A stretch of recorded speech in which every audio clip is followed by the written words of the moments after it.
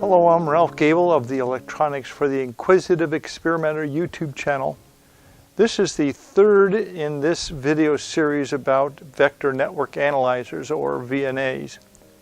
In the first video, I answered the question, what is a vector network analyzer and why do I care to use one? In the last video, I answered the question, what kind of things can I measure with a VNA? In this video, I'm going to answer the question, what terminology do they use when talking about VNAs and their measurements? Now, I want you to understand the various terms that you're likely to encounter in the world of VNAs. And understanding these terms will go a long way to demystifying what you might encounter as you read more or maybe watch other videos on the subject. And in the videos to follow, I will be covering the following topics: single port calibration and measurement, including how to do a port extension, two-port calibration and measurement, and then finally, the differences between the high-end VNAs and their more affordable cousins. If you find this video helpful, please click on the like and subscribe to the channel so that you can receive notifications when future videos come out. So let's now dive into the wild world of VNA terminology. So let's begin with our discussion of terminology with the terminology that applies to a one-port device. Now, as I said in a previous video, the VNA is looking at this black box. This black box consists of resistance and capacitance and inductance, and the only way of accessing this black box is through a singular port looking in to this black box. And so if we were to sit down and know all these entities and then do all the math, we could calculate what this impedance is that the VNA is going to see looking in. So the first thing that the VNA can do for us is it can actually look in through this port using a one-port measurement and determine the impedance of this device. And that would be a complex quantity, again, because this involves reactive components like inductors and capacitors and non-reactive components like resistance, and it comes out to be a complex quantity, which means it has a real and an imaginary part. Now, from this impedance that it can measure looking back this way, it can calculate what is referred to as the reflection coefficient. A reflection coefficient, which is represented by the Greek letter gamma, is the impedance facing description of this black box.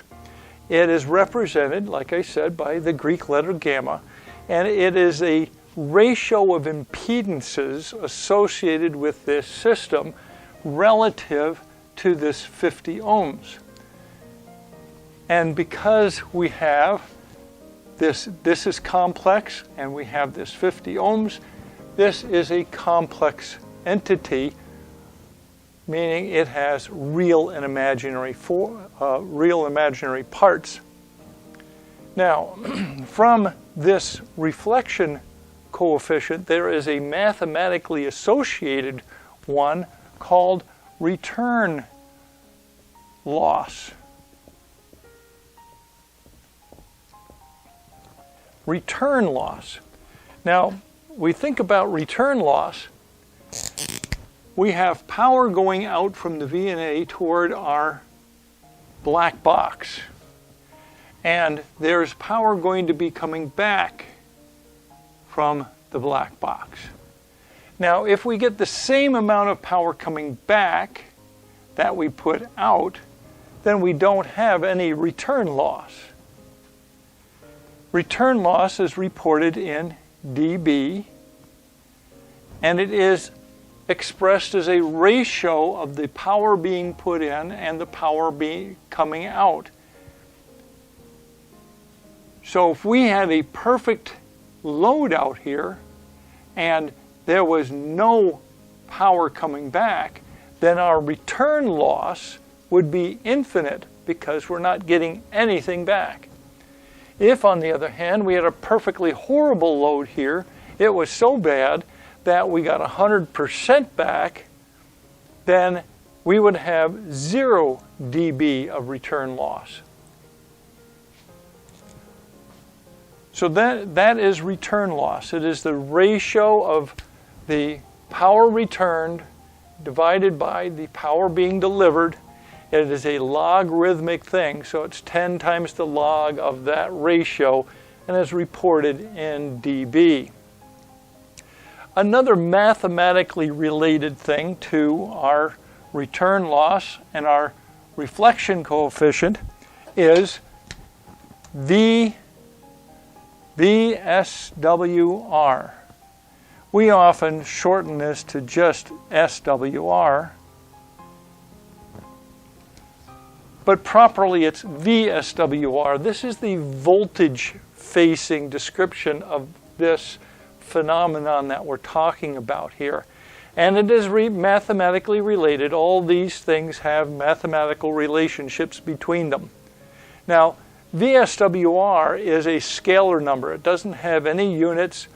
It is expressed in terms of a number relative to 1, like 1.321. And it is a ratio of the maximum voltage on a transmission line to the minimum voltage on a transmission line. And so if it's 1.3 to 1, the minimum is the 1, the 1.3 is on the max. Now, all of these equations for all of this stuff I've provided in a document that you will find the link for in the description part of this video. Now, many of the kinds of things that we want to analyze have more than one port, such as filters and amplifiers and mixers and things. So, what exactly do we do with these kinds of things? Obviously, an artist I'm not, but when we're talking about two-port measurements, generally speaking, we're interested in things like insertion loss or gain. Now, insertion loss usually is referring to something like a filter or other device that's inserted in a system, and you want to see the effects of that device on the system. Gain is usually associated with amplifiers, but you know, they're the same entity.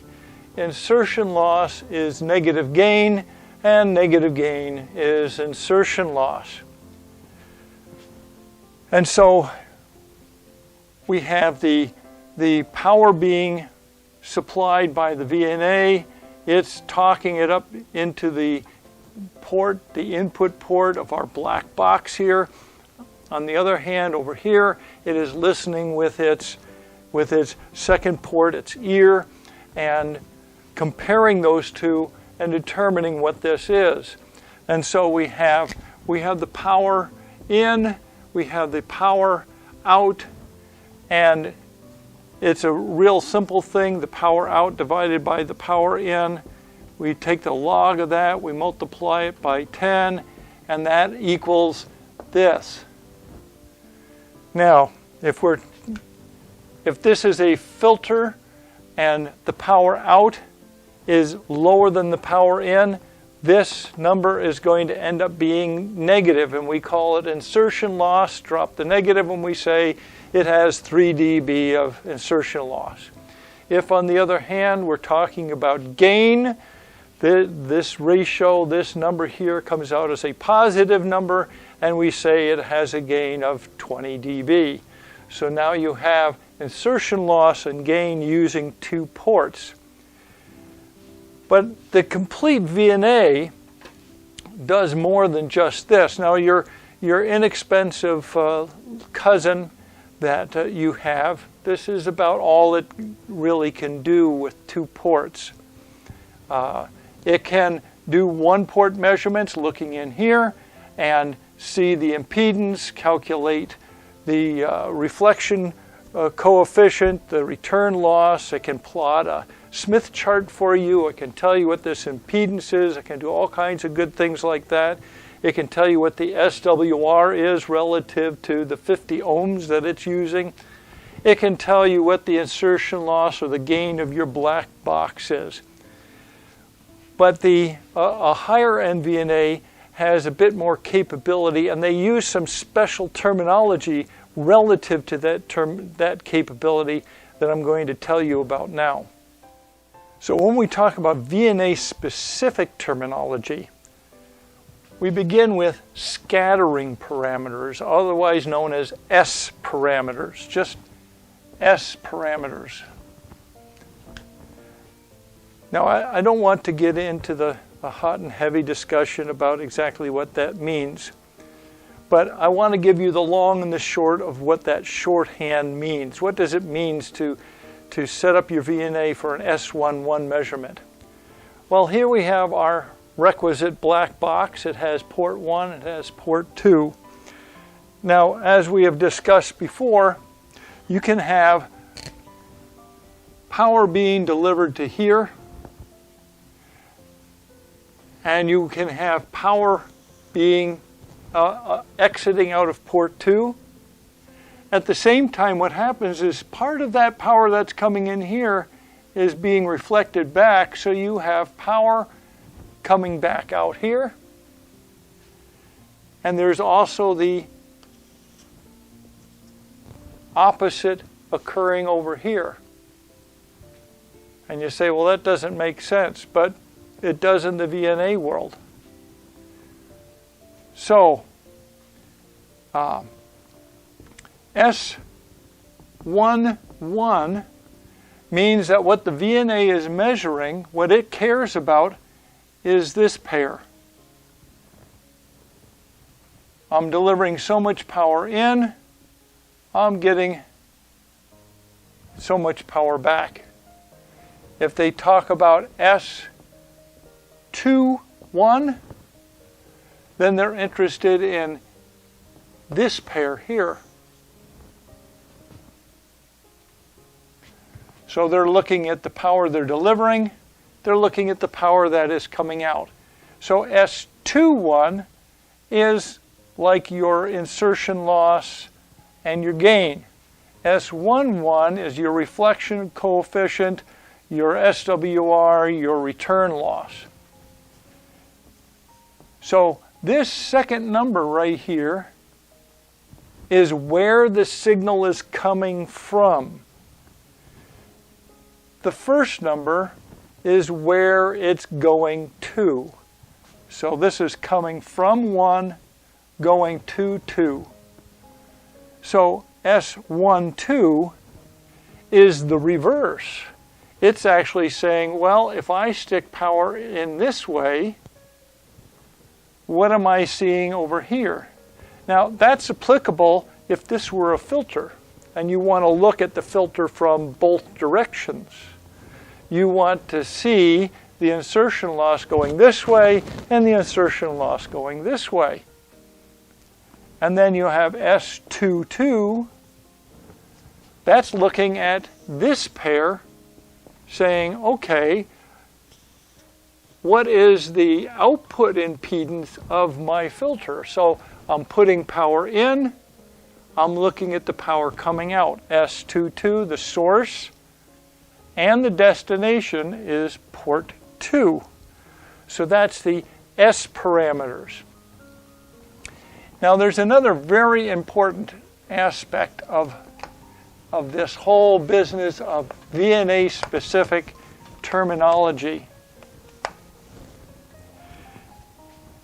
And that is the reference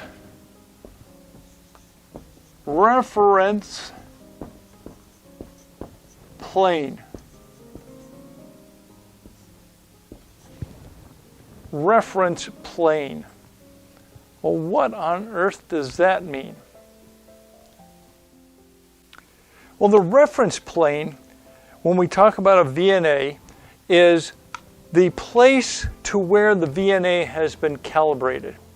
So here I have my mini VNA Tiny. It's got a couple cables on it. But let's just say that I went through the calibration procedure right here at the connector on my mini VNA Tiny. That means that my reference plane is right here at the connector. Now I attach my cable and I'm going to do a measurement. Guess what? My reference plane is still back here, and the measurement does not include the effects of this cable. I should say the measurement does include the effects of this cable. In other words, I'm measuring, if my reference plane is here, the VNA is looking down this cable, through the cable, seeing whatever's here, and it's including all the effects of the cable plus the thing you're measuring. If, on the other hand, you take your cable and you attach your cable and you calibrate it at the end of the cable here, this now becomes your reference plane. And when you attach this to your unit under test, guess what? You're measuring from here. Now the cable has become invisible to your measurement because the VNA is subtracting out all of the effects of the cable out to your reference plane, because your calibration includes everything up to and including the reference plane. So what happens though? You calibrate it out to the end of your cable and you say, oh, but I don't have a reference standard, a way of calibrating this with a PL259 connector, and my thing I want to test has a PL259 connector on it. All I have is a BNC. Well, you calibrate it to here, and then you put your adapter, your BNC adapter to PL259, and then you apply what's called a port extension, which in essence takes your reference plane and moves it from the end of your BNC out to the end of your adapter.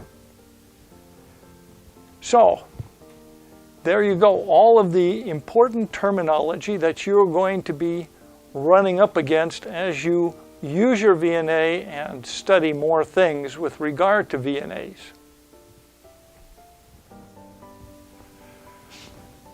So there you have it, the basic terminology, so that you can understand what's going on in the whole world of the VNAs on a basic level. In my next video, I'm going to be going over single port calibration and measurement, including how to do a basic port extension. And then in the videos to follow, I will cover two port calibration and measurement. And then lastly, the basic differences between the high-end VNAs and their more affordable cousins. Now, if you have found this video helpful, please click on the like and subscribe to this YouTube channel so that you will be notified when new videos come out. In the meanwhile, thanks so much for watching. Toodaloots.